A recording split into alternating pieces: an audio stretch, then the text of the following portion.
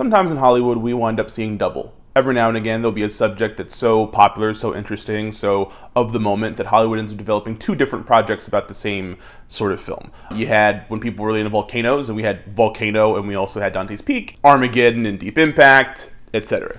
This year we have two films about John DeLorean, the designer of the DeLorean car for Back to the Future. But why?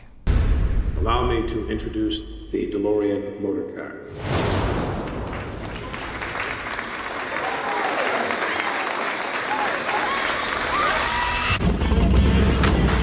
How the hell did you do that? I designed it. You're John DeLorean, aren't you?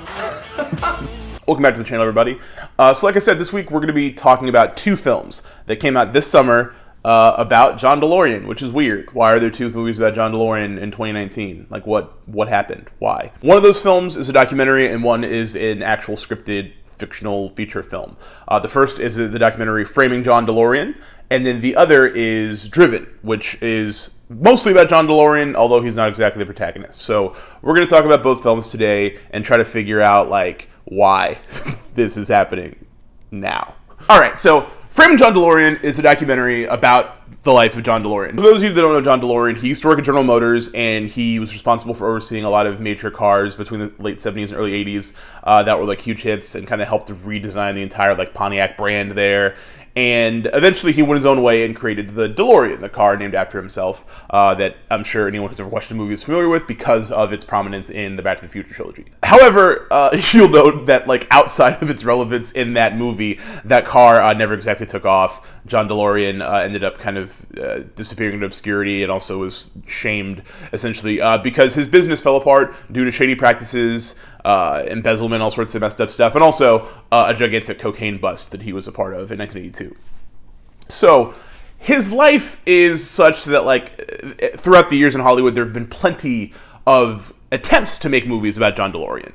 In the documentary Framing John DeLorean, the key premise of the entire project is, why hasn't someone made a movie about John DeLorean's life? It's so fascinating, oh my god. So the filmmakers behind this documentary decided to make an actual documentary about his life, with talking head interviews and all that type of shit, and like outlining the actual basic real narrative of his life, like in a biographical setting.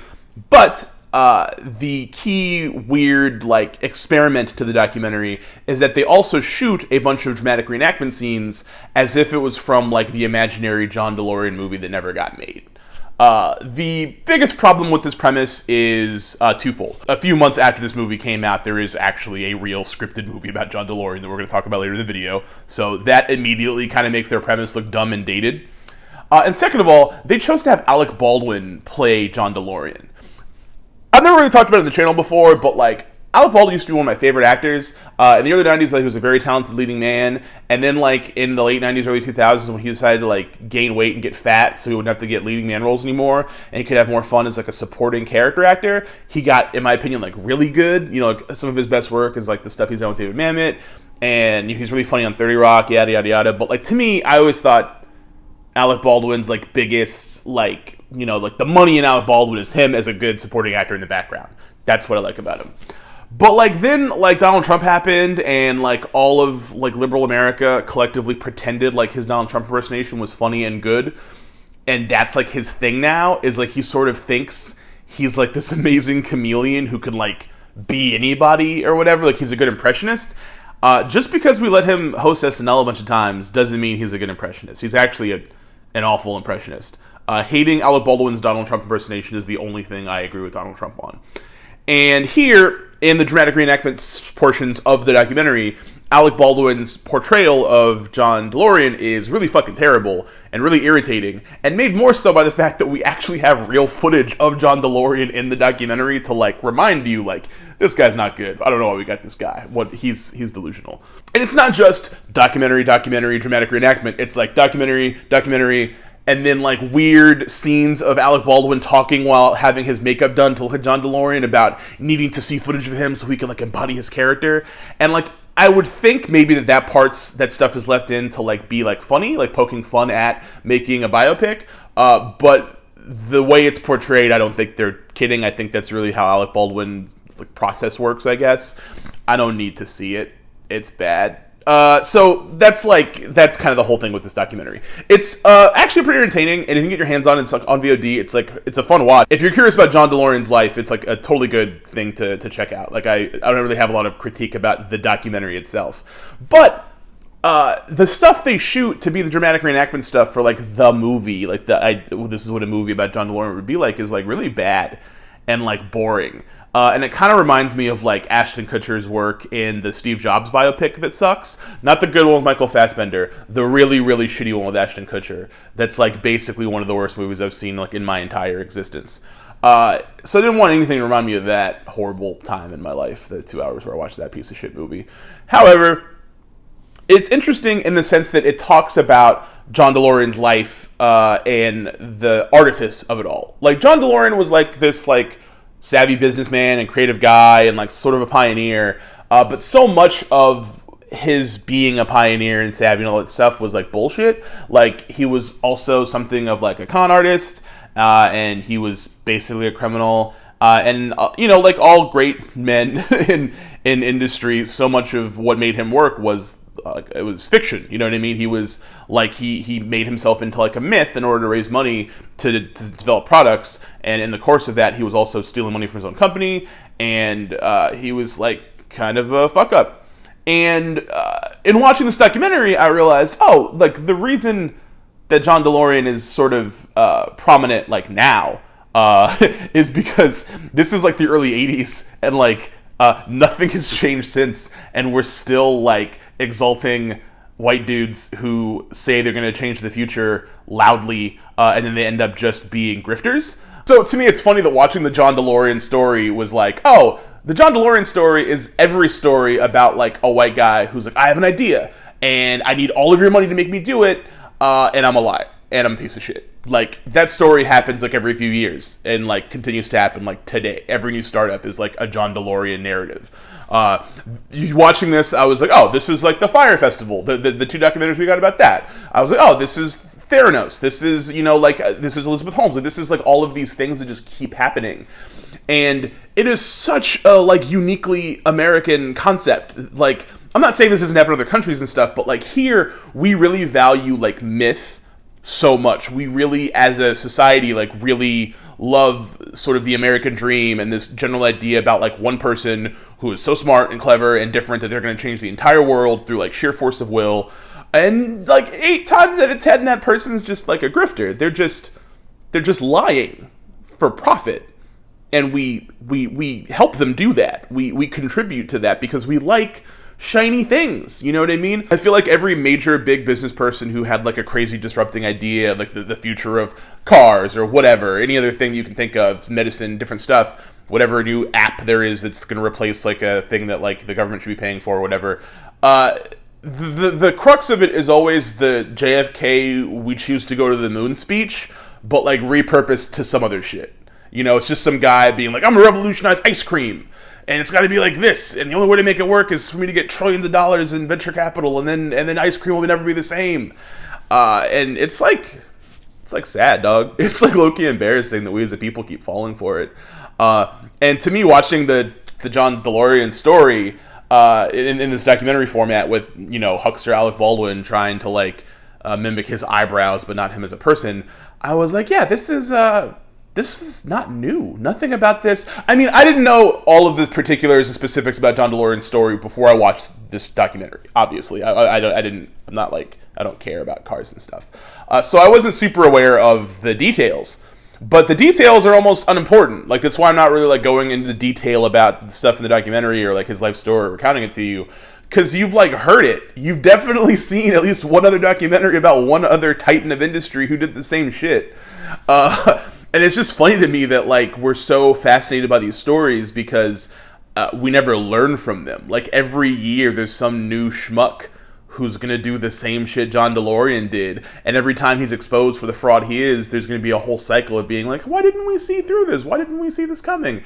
Because he was a fast-talking white dude who sold us a dream, and we fucking love dreams because reality is depressing. And the car looked cool, all right? The car looked cool. But something that's interesting to me is, like about white-collar crime and stuff, is how differently we treat it from like real crime, right? like people think of crime as being like violent and bloody and very often conducted by minorities in certain people's eyes, right? And like white collar crime is just like, oh, like he just moves some stuff around, and like business is just, I don't understand, it's complicated, and like I think white collar criminals are worse than like any other kind of criminal, other than like rapists and like murderers, I guess. Like, but I really fucking hate white collar criminals. Like people hate like drug dealers. They talk about them like poisoning playgrounds and shit or whatever, as if drug dealers just going up to 4-year-olds and handing them heroin or something. But like white collar criminals, like, you know, ruin entire like businesses. They end up putting like thousands of people out of work. You know, they steal from labor, and I think it's disgusting, and I hate them. So watching the documentary was interesting because I actually didn't watch the documentary first. First, I watched Driven, the new film that features actor Lee Pace. Very tall, very handsome, very talented Lee Pace as John DeLorean, who does a much, much, much better job than Alec Baldwin does in his little scenes in the documentary. The thing about Driven is that John DeLorean is not the main character of Driven. The main character of Driven is the FBI informant who was involved in John DeLorean being captured in 1982 for a cocaine deal that he was embroiled in, trying to get extra money to keep his business afloat. So the movie actually follows Jason Sudeikis, who plays the informant, and Corey Stoll, who plays the FBI agent, and the two of them sort of working together to try to catch this other drug dealer. And then John DeLorean just gets kind of caught up in the whole mess because John DeLorean is the guy's neighbor, the FBI informant, not the drug dealer. If you think it's weird that I'm not remembering like specific character names and describing them, it's just because the movie's not super well written and the characters aren't very well drawn. And all of the performers in the movie are basically acting like sort of their own typecasting thing, except Lee Pace. So, like, it's okay that I'm just saying Jason Sudeikis, not the character, because he's just kind of being Jason Sudeikis. Just roll with it. So I watched Driven first, and then, and because it's a movie, I wasn't super familiar with, like, what was fiction and what was fact. And then watching Framing John DeLorean afterwards, one, like I said, it undercut everything in the movie about how come there's not any movies about John DeLorean. More specifically, though, it sort of proved what I thought, which is that much of the stuff in the story was relatively true.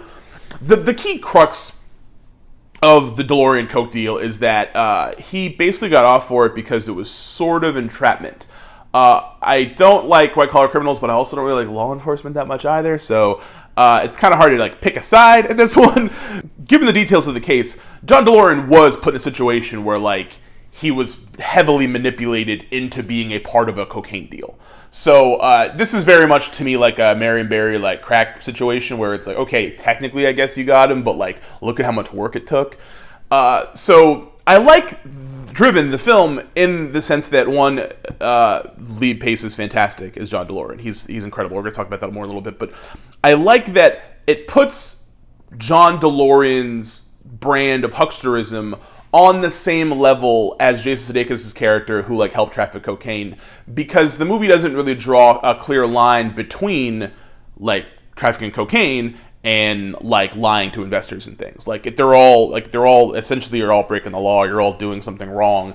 It's not like one is more like evil than the other one. And I really like the film for that, because like so often when people get into like doing like selling drugs or whatever kind of criminal thing they do to get by or try to succeed, we always pretend like it's in some way more vile than like what these other fucking guys do and get away with like all the time. Something that both the documentary and the feature film do together that I think is unique is that they both sort of start the first half of the narrative around the idea that John DeLorean is what his myth is. It talks about him kind of like he actually is just this really great guy who was a genius and like, you know, lied a little bit here and there, flubbed some numbers, and, you know, felt like he was on top of the world because he really did have fantastic ideas and was going to change things.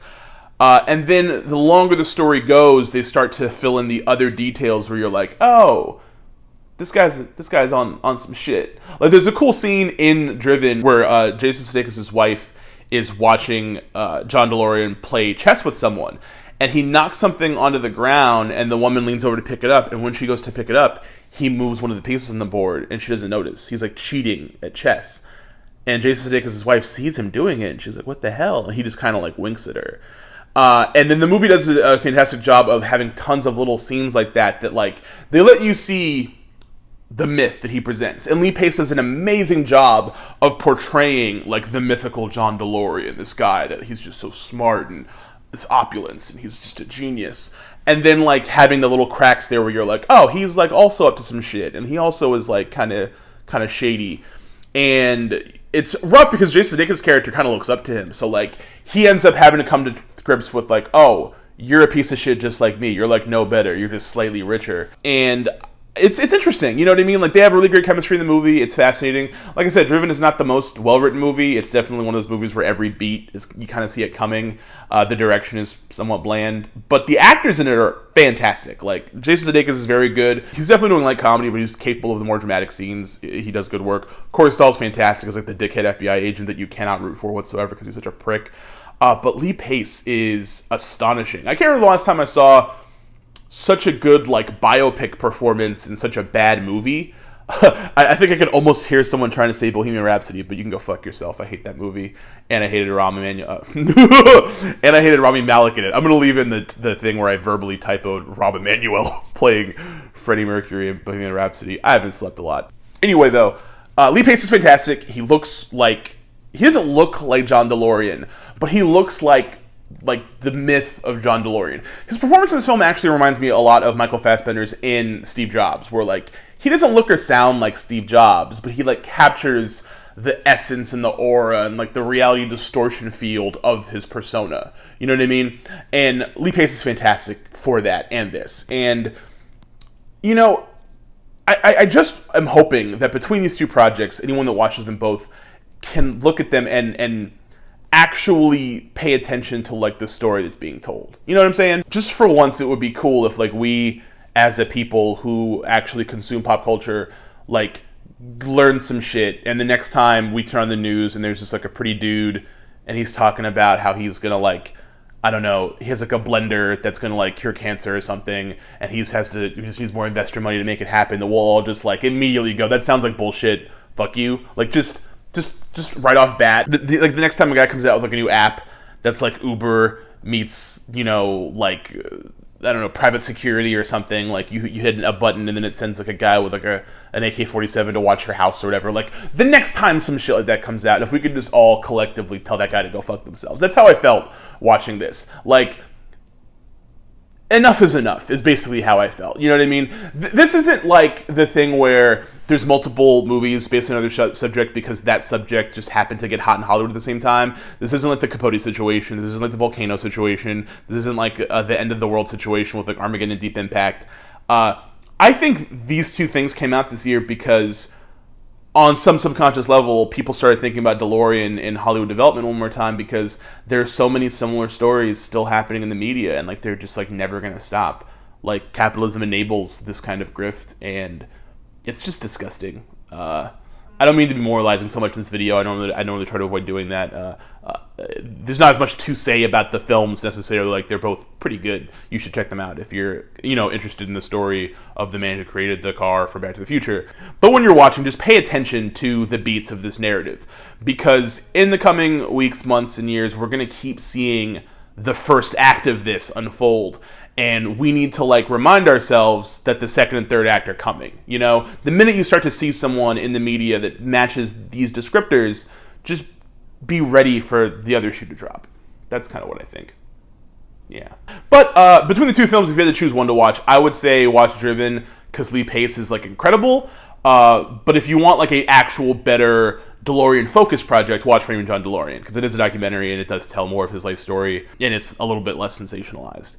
If, of course, you can stomach Alec Baldwin pretending that he's good at things. You know, if you can handle that. Well, that's the video. Thank you guys for watching. If you have not subscribed, please subscribe. If you have subscribed, hit the little bell icon so you get notified when I drop new videos. If you like the video, give it a thumbs up. If you didn't like the video, don't give it a thumbs up. Give it a thumbs down. That's next to it, if that's, like, how you feel or whatever. I'll be back with another video next week. And, yeah, thanks for watching. Have a great weekend, and bye.